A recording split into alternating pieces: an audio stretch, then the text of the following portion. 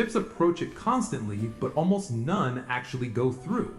I've been checking sporadically for weeks. The traffic just stops at the threshold. Compare that to Spitsbergen, about 900 miles further north. Ships travel there regularly, despite the extreme latitude. The explanation is ocean currents, but when you look at the actual patterns, something doesn't quite add up. Now check flight tracking sites. Commercial aircraft avoid flying directly over the North Pole region. The official reason is navigational difficulties and emergency landing concerns. That makes sense on the surface, but we're talking about an era where we can land rovers on. But look at this too. Look at Greenland. It's very sparse with flights. And in the North Pole, there's nothing, right? It's really weird. On Mars and navigate submarines under ice sheets. GPS technology struggles specifically in the Arctic region, according to multiple studies. Let me read you something. This is from research on Arctic navigation. More human activity is expected in the Arctic region in the coming decades. However, satellite navigation remains inaccurate and difficult in the region. Why would satellite navigation be inaccurate? More human activity is expected in the Arctic region in the coming decades. However, satellite navigation remains okay, this article is okay. Wherever you are likely reading this from, you can probably take for granted that those can use global positioning system, probably even on your phone, to map out directions to nearby destination. However, GPS is not quite as global as its name suggests. The technology is unreliable in the Arctic, an area of the Earth that is slowly seeing more human activity due to tourism, research, and industry. As the ice recedes in the Arctic, the region may also become a more common passageway to the ships. Accurate navigation is important. So it says that it's inaccurate. And again, that comes back to that map we showed at the beginning, where it shows this weird magnetic pole in the center of these sort of continents. And again, these land masses could be a result of the reason why they're no longer visible, and I don't think they look like this exactly anyways, but the reason why they're no longer visible is because the ocean has gotten much deeper around the world. And you can see it when you look at these Middle-aged maps, that you have an oscillation to the oceans, and that during the Middle Ages, the oceans actually were at their lowest point compared to now. So it is really bizarre in that respect. Perhaps there were land masses in the Middle Ages in these areas, and perhaps there is this weird magnetic mountain that is in the center, and this could cause issues with GPS and things of that nature. Maybe that's why they cannot have reliable GPS and ships do not go to certain areas like that. So it is kind of related to Greenland in that respect. And oh yeah, here's the other one. I had another clip from that other guy's channel. What lurks beneath. All right. So what did he say here? Let me see what he's saying. Yeah, he was talking about the radiation thing. So, okay, I already talked about that though. So you get kind of the idea is that there's something really bizarre about all of this. Like, is there more to why our president wants Greenland, right? It seems like that might very well is the case, that there's a reason. At any rate, that's my video. Kind of wonder what some of you guys think. Let me know in the comment section below, and thanks for watching.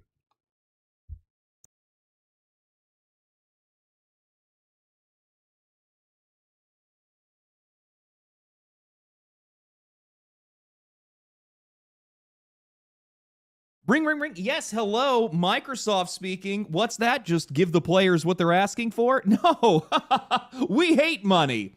What am I supposed Hello guys and gals, me Mutahar, and there's a pretty big update for people who are worried about that Discord age verification nonsense that's been going around. Now in the last couple weeks, really the last week, there's been a lot of hullabaloo about Discord verifying our ages next month, ladies and gentlemen.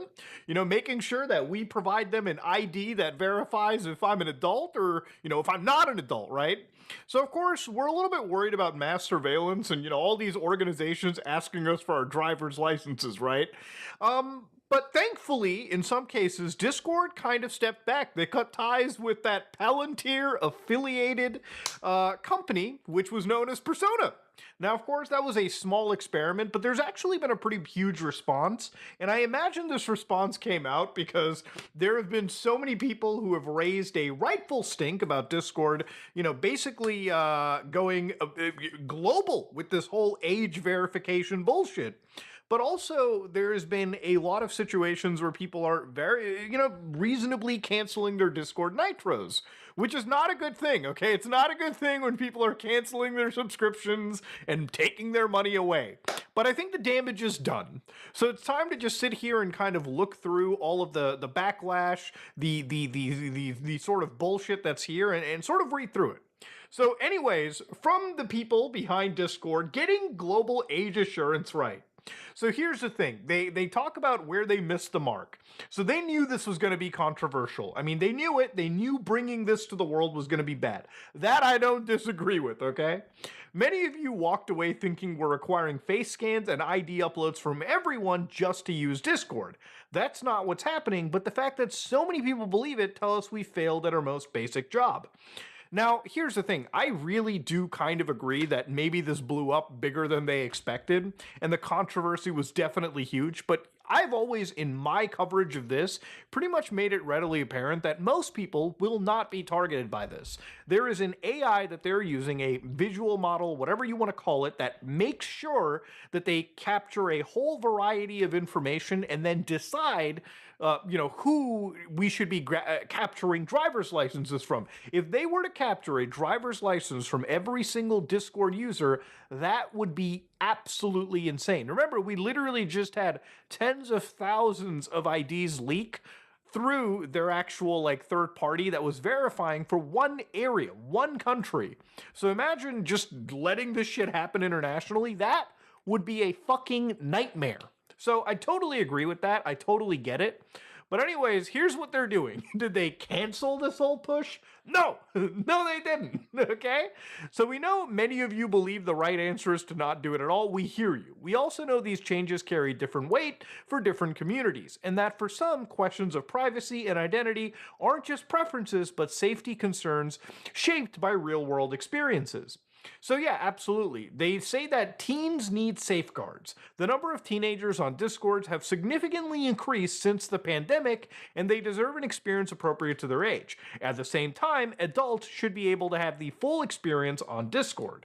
So the way that age assurance works, the verification methods, is actually shaped not by them, but by the laws around us. So places like the United Kingdom, places like Australia, Europe, multiple US states.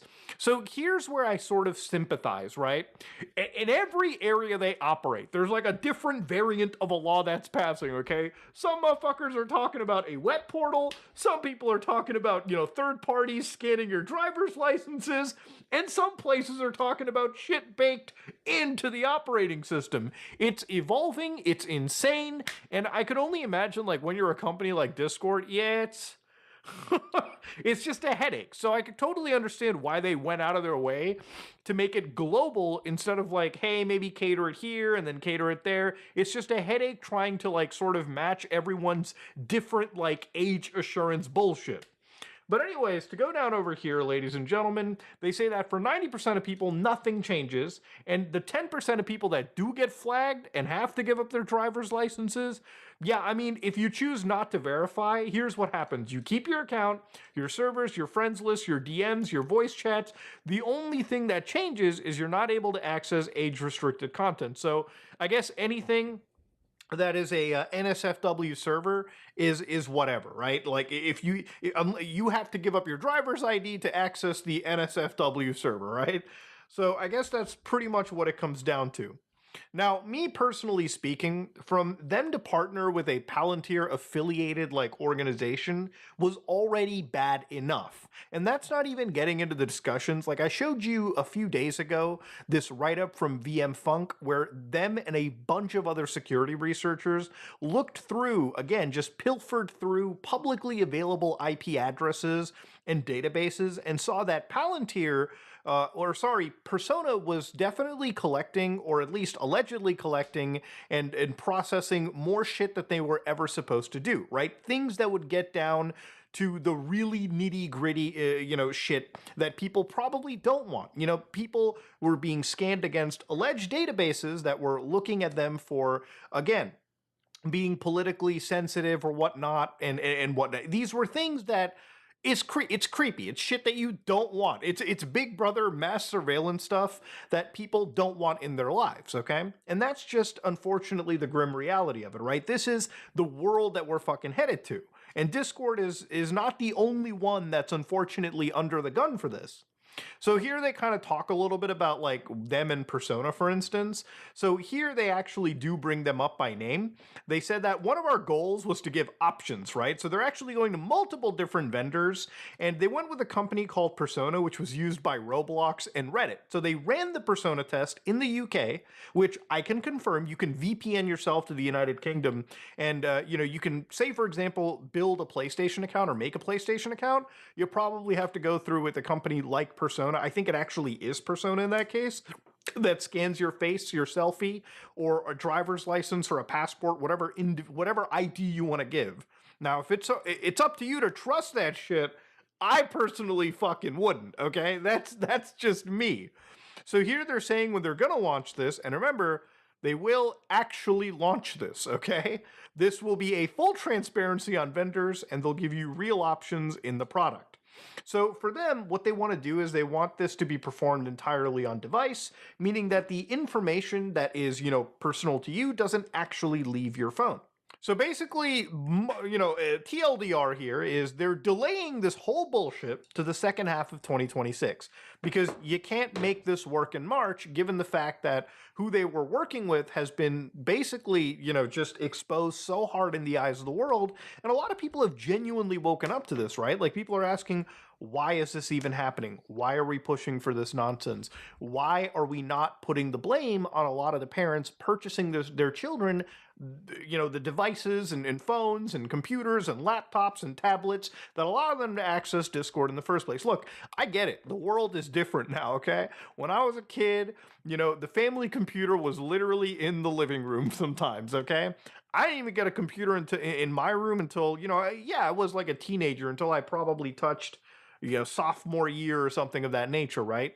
And even then, right, like my parents were definitely the type of people that, would just come in, they would talk to you. They'd be like, how's your day, son? And then, they would multitask. They would ask you about your day, and they'd look at your computer monitor and go, okay, well, he's not doing anything shady or what. He's just playing this little video game, or, he's on the internet forum talking about a video game. My parents were very connected. My parents were very watchful of me and my brother. And they definitely made sure that we weren't going to chat rooms and talking to weird greasy fucks on the internet, nor were we even thinking of meeting these people out there. I get it. The world does not have parents like that everywhere, okay? That is not a universal thing.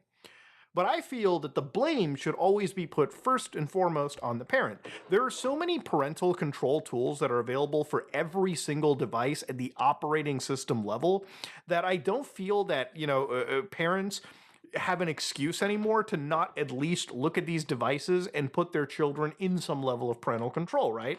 Like my aunt does it with her kids, and it seems to have worked out just fine. Especially when it comes to giving your kids an iCloud account, typically you do make them their iCloud account, and you can sort of fit it inside your own phone. You can fit it under your own adult cloud account, meaning that you can monitor and you can control what they do, right? These are things that I feel like any parent should be responsible for. It's always the example I bring up. Like when you purchase a firearm, for instance, right? Very, very huge, a very, very big purchase in your life. It's not a toy, it's a tool, and it's a very dangerous tool in the wrong hands. When you buy a gun, right, you purchase ammunition, I assume, for it, right? You probably store these things separately. You probably at least store a gun inside a safe. So why is it that, we put this responsibility on parents, on guardians, that when you purchase such devices, you put them inside safes so that, you can prevent children from getting undue access to it? When you buy alcohol, right, and you store it in your house, you probably should be checking for it level-wise every so often to see that maybe you're not the only one drinking it. Maybe, unfortunately, your children, somebody younger, could get access to that booze. And you don't want that to happen, right? Same thing I think should be applied to something like a cell phone, right? You don't just buy a kid an iPhone and you just give it to them and you don't monitor what they're doing on it, right? You and I know that the shit is crazy on the internet. We know that there's crazy people on the internet trying to take advantage of children, teenagers, so on and so forth. So why is it that you buy your kids a gaming computer, a tablet, a phone, things that, by the way, are not cheap? Most kids, most teenagers are not buying these things on their own.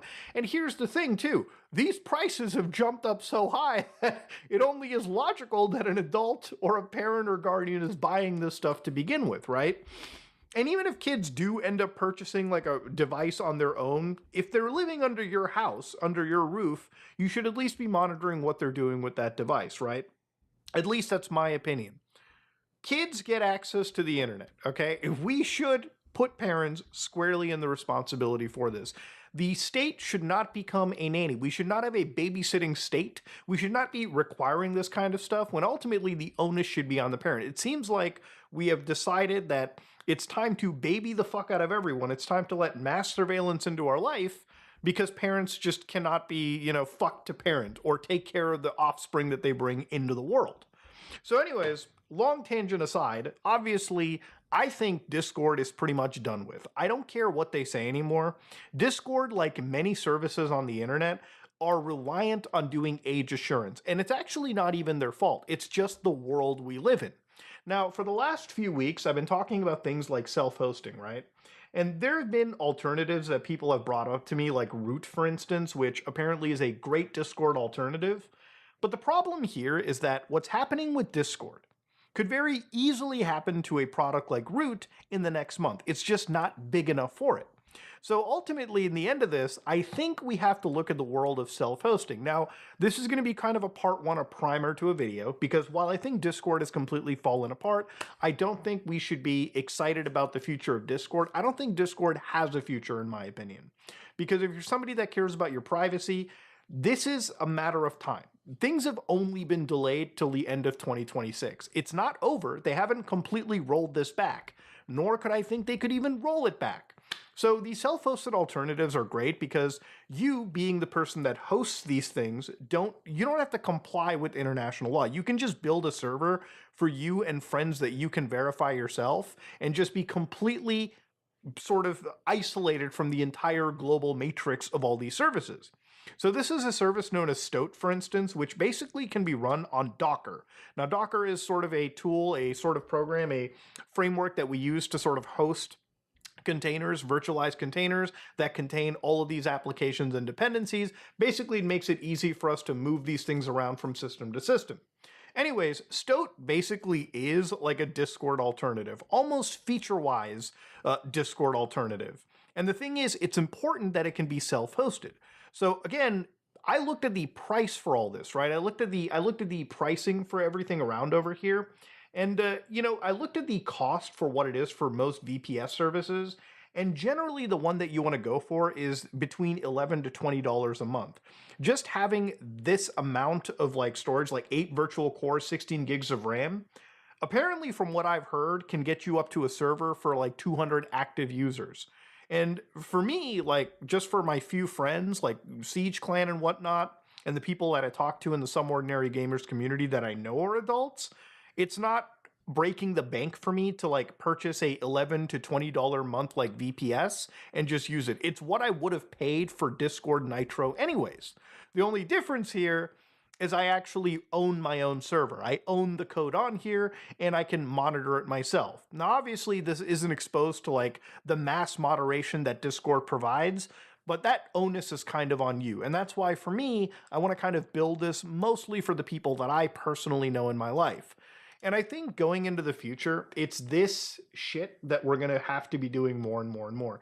Age assurance, age verification, we've already lost the battle. I just want to make that a readily apparent thing. It's already a law in most Western countries. In fact, even in the United States, about half the US is slowly pushing for these age assurance laws.